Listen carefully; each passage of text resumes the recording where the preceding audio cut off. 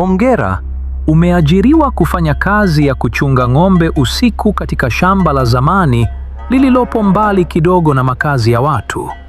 Shamba hili lilikuwa la familia moja kwa zaidi ya miaka 50, lakini tangu wamiliki wake walipotoweka usiku mmoja, hakuna anayekaa hapo tena isipokuwa ng'ombe peke yao.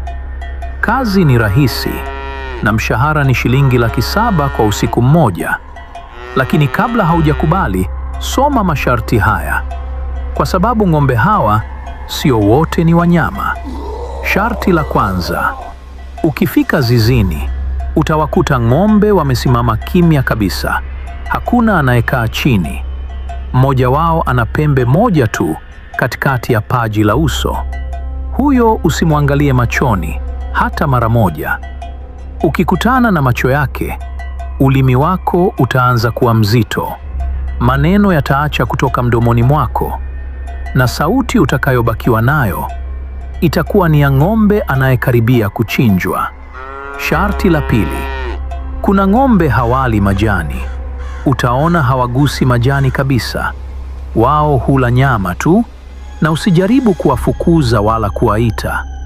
Ng'ombe wanaokula nyama hawafugwi, bali wanatunzwa. Ukijaribu kuwazuia, wewe ndiye utakuwa mlo wao wa kwanza kwa siku hiyo. Sharti la tatu: usiku wa manane, utaona idadi ya ng'ombe imeongezeka. Usihesabu wala usijiulize walipotokea. Usijaribu kuwatenganisha. Kuna ng'ombe hawaonekani kwa macho, lakini utasikia pumzi zao, utahisi joto lao. Usishtuke wala kuingiwa na uoga kisha useme, hawa sio ng'ombe wangu.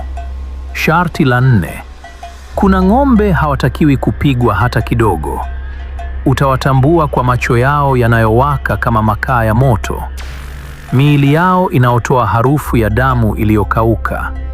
Ukipandisha fimbo, mkono wako utakaza na hautaweza kuushusha tena mpaka asubuhi itakapofika.